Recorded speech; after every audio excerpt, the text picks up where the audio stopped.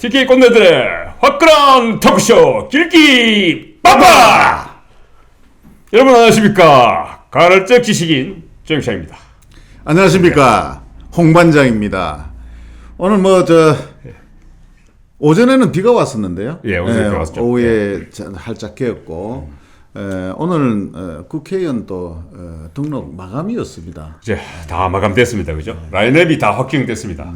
예, 오늘 라인업이 확정된 김에 저희들이 오늘 할 이야기는 민주당이 대구 경북 지역에서 건질 의석이 생겼다.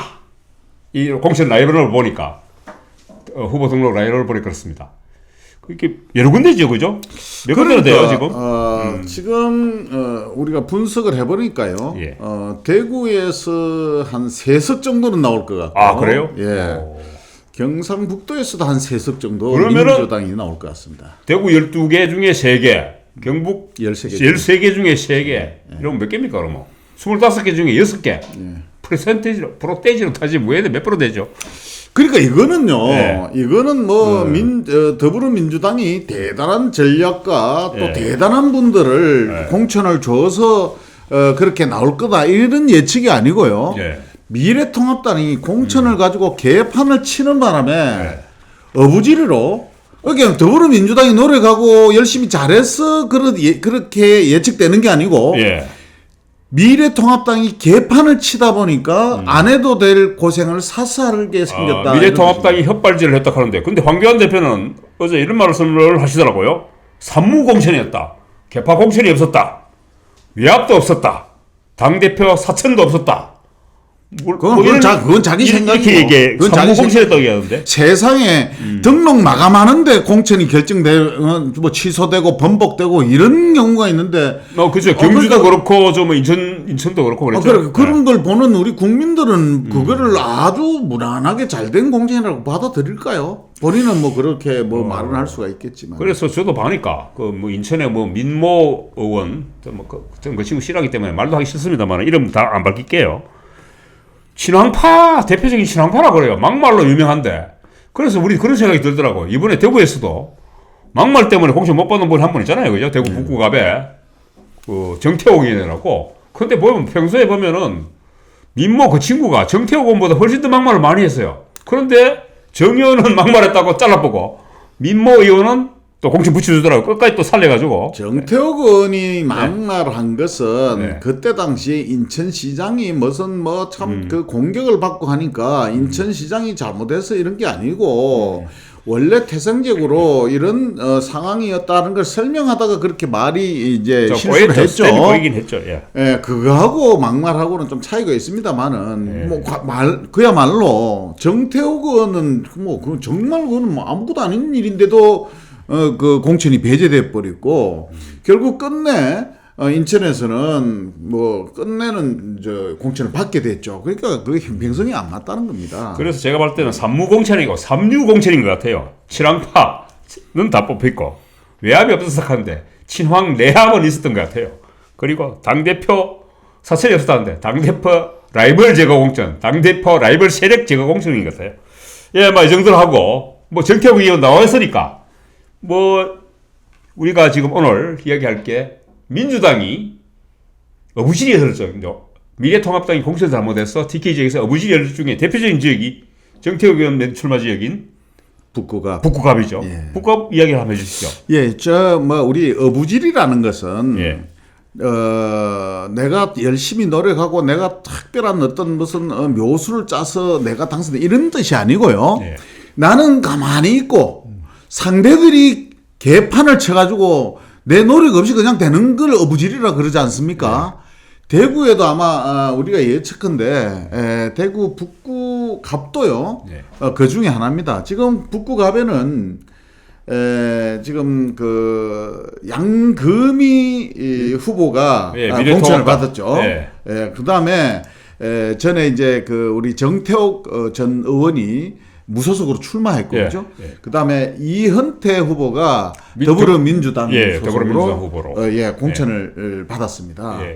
그런데 지금 이 심각한 상황이 대구 북구갑 같은 경우에 뭐냐면은 지난번 2016년도 20대 국회의원 선거하고는 판이하게 다릅니다. 왜냐하면은 그때 당시의 상황하고 지금 어떻게 달라졌는가 하면은 지금 그 국구갑에 민주당 소속 구의원이 9명 중에 3사람이 있습니다. 예. 그러니까 그만큼 병사들이 늘어났다는 거고요. 예. 그때 당시에 구청장, 그러니까 2년 전에 구청장 선거에서 더불어민주당의 이현태, 요번에 출마하신 이현태 그 후보가 36.7%를 득표를 했어요. 예.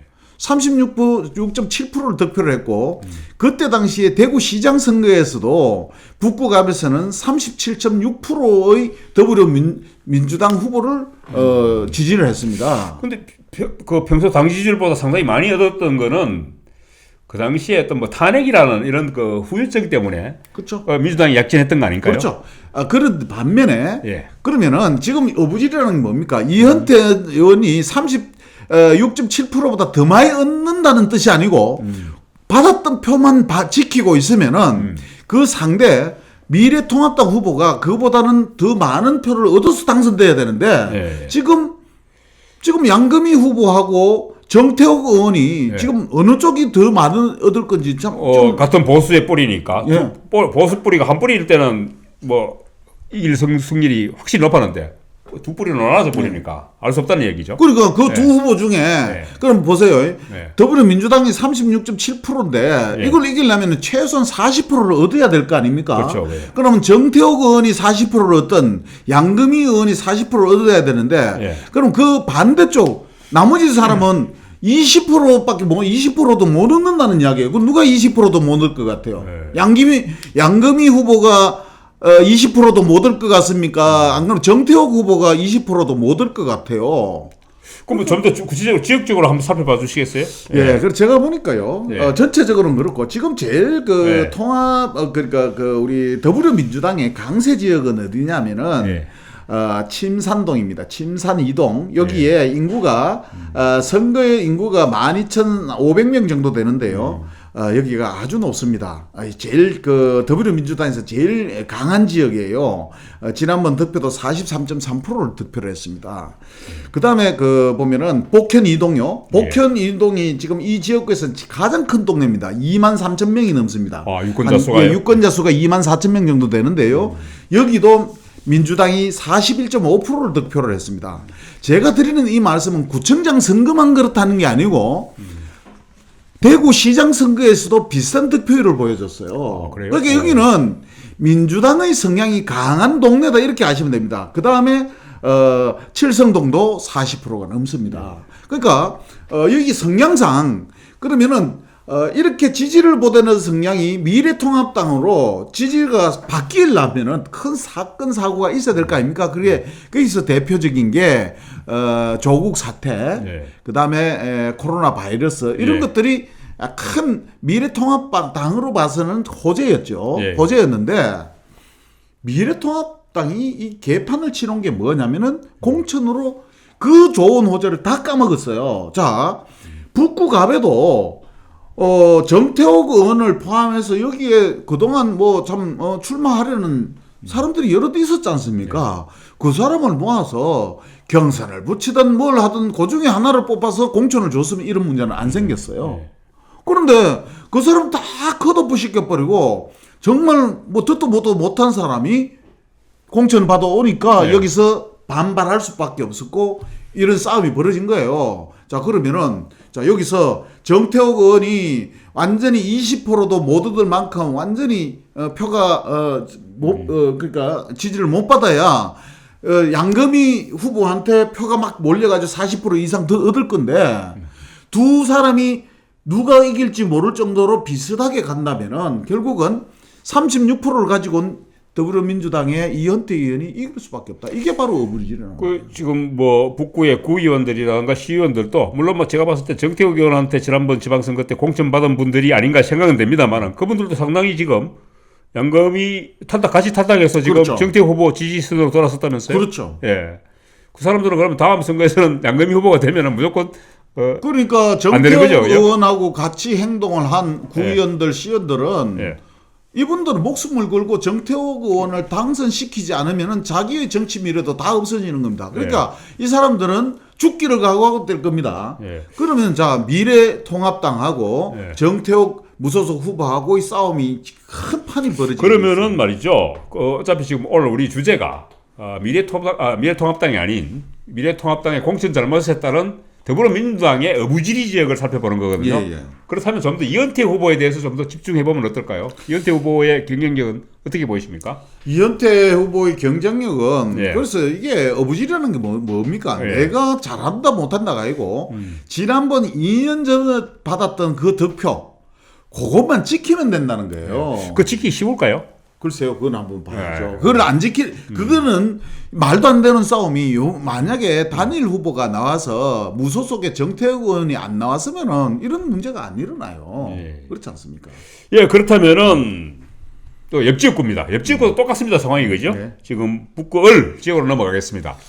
북구을 지역에는 지금 민주당 현역 의원 홍일학 의원이 있는 지역입니다. 홍 의원은 지난번 당선될 때 20대 총선에서 당선될 때는 민주당에서 공천을 안 줘가지고 무소속으로 출마해서 당선됐었습니다. 그 후에 다시 입당을 했습니다만은 여기 지역에도 지금 사전에 여론조사할 때는 지금 무소속으로 출마한 주성영 후보가 압도적이었단 말이죠.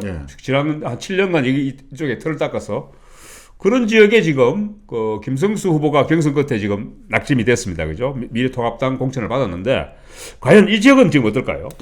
이 지역도요 심상치 않습니다. 왜냐하면은 원래 홍일학 의원 본인이 지난번에 출마할 때는 무소속으로 출마했기 때문에 상당히 힘든 부분도 있었지만은 한편으로는 민주당에 대한 반발 심리가 없어서 득표를 많이 할 수 있었습니다. 그렇죠. 그런데 또 이제 4년이 지나고 지금 상태는 또 뭐가 달라졌느냐면은 이 북구을 지역구에 시의원이 생겼습니다. 민주당 시의원. 민주당 시의원도 있고 구의원도 있다는 거죠. 그렇죠. 구의원이 3사람이나 있고 시의원이 한 사람, 더불어민주당 시의원 한 사람에 구의원 3사람이 있습니다. 엄청난 화력을 가지게 됐다는 겁니다. 그러니까 중대장 수장들이 생겼다. 그럼요. 그러니까 이건 무시 못하고요. 자, 여기에서 또 어부지리가 만약에 여기서 1대1로부터도 지금 김성수 후보가 경선을 통과해서 왔는데 1대1로부터도 장담을 할 수 없는 지역입니다. 그렇지 않습니까? 내 텃밭인데. 그런데 여기에 지금 주성영 전 의원이 무소속 등록을 했습니다. 그러면은 이게요, 주성영 의원도 참 와신상담 참 노력을 많이 했거든요. 사무실 차려놓고 참 많이 뛰었는데 본 후보 등록까지 했습니다. 그러면은 지금 온 힘을 다 모아도 이기기가 버거운 상대를 지금 이렇게 또 같은 성향이지 않습니까? 보수 성향을 가진 후보가 둘이나 나와서 이래 한다니까 제가 볼 때는 이게 상당히 위험하다 이렇게. 거의 주성영 전 의원 같은 경우에는 아마 보수 쪽 후보들 여론조사를 했을 때 나머지 여타 후보들을 다 합친 지지율이 주성영 의원 혼자 지지율보다 못했어요. 합산 지지율이. 그럴 정도로 경쟁이 있었고 주의원 본인도 같은 공안검사 출신으로서 황교안 대표와 34년 인연이 있다 이렇게 강조를 했었는데 34년 인연도 공천에는 별 도움이 안 됐던 것 같아요. 그래서 김성수 전 시장이 대구시장이죠. 부시장. 이 경쟁은 어떻게 보십니까? 제가 볼 때는요. 이번의 핸디캡은 경험이 없다는 겁니다. 그렇죠. 지금 선거운동도 지금 불과 2달밖에 안 됐으니까. 그러니까요. 지금까지 공직에 있었고 조그마한 선거에도 개입을 해본 적이 없는 분이에요.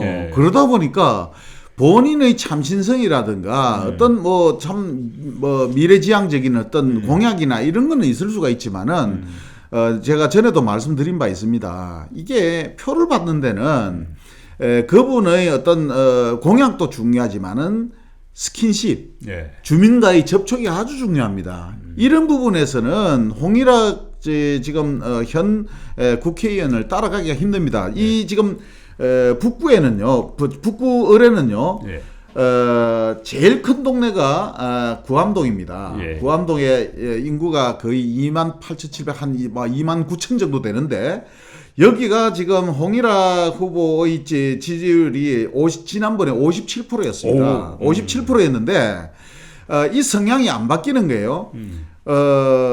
지난번 구청장 선거할 때, 그다음에 대구시장 선거할 때도 이 표 프로테이지가 그대로 옮겨가고 있습니다. 지금 대구 북구 을에서는 구암동이 가장 더불어민주당의 지지율이 가장 센 데입니다. 여기에 구천동 인구가 23,000, 구구동 19,000 이 정도 됩니다. 여기가 58.1%, 56%. 과연 여기는 그냥 홍일학 후보의 텃밭이라고 생각해도 과언이 아닐 정도로 하고 있고, 몇 번을 내가 칭찬을 했지만은 홍일학 의원의 부인이 그냥 굳은 설거지부터 동네 방네 다니면서 정말 열심히 바닥표를 훑고 있습니다. 그래서 여기에 이제 김성수 후보가 정말 열심히 같이 1대1로 붙어줘야 승산이 있는데 여기에 주성영 후보가 붙다 보니까 홍일학 의원은 그만침 어부질이 될 소지가 있다. 뭐 혹자 또 그런 얘기 하더라고요. 주성영 의원 쪽에서 나온 얘기인데 오히려 지금 대구 수성갑에 지금 우리 다음에 얘기할 김부겸 의원보다 훨씬 더 강력한 후보가 홍일학 후보라고 얘기하더라고요. 저도 그렇게 생각합니다. 더군다나 지금 김성수 후보 입장에서는 미래통합당이죠. 주성영, 홍일학 의원들이 다시 재선 의원이고, 그죠? 이 사람들은 산전수전, 뭐 재선 의원 정도 하면 선거도 한 두 번쯤 겪다 보면은 선거에 대한 이력도 붙어 있고, 그런데 지금 초보 운동 김성수 후보가 이 양 후보의 틈바구니에서, 베테랑 후보들의 틈바구니에서 살아날지 참. 그러니까 보세요. 지금 미래통합당 김성수 후보의 상대들은요. 베테랑들 아닙니까?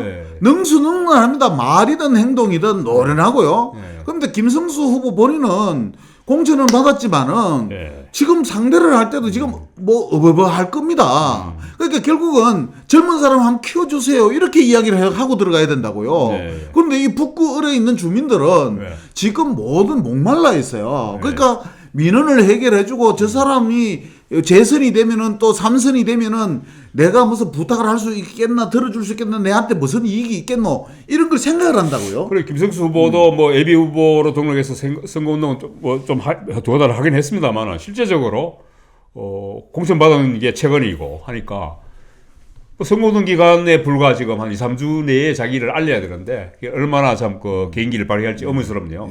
다음 선거구도 넘어가겠습니다. 수성구가 대구에서 마지막 선거구입니다.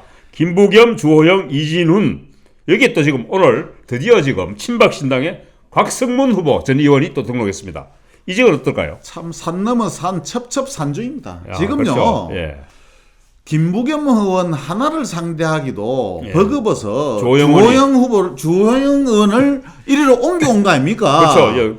나름자 중진이라고 그러니까 김부겸 의원 하나만 보고도 지금 머리가 아파서 주호영 의원을 갖다 붙인 건데 이진훈 후보 그대로 출마하지요. 여기에 주호영이 잡으러 왔다 이러고 공개적으로 언론에 발표하면서 주호영이 잡으러 간다 하면서 곽성문 후보가 지금 나왔어요. 자 그러면은 곽성문이가 뭐 하는 사람인지 잘 모르는 사람도 있어요. 곽성문 후보 좀 소개 좀 해주세요. 뭐 소개하세요 직접. 그럴까요?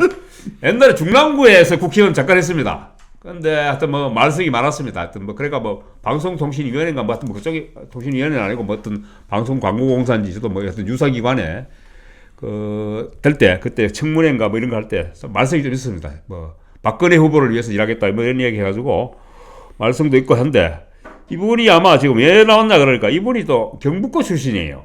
누구죠?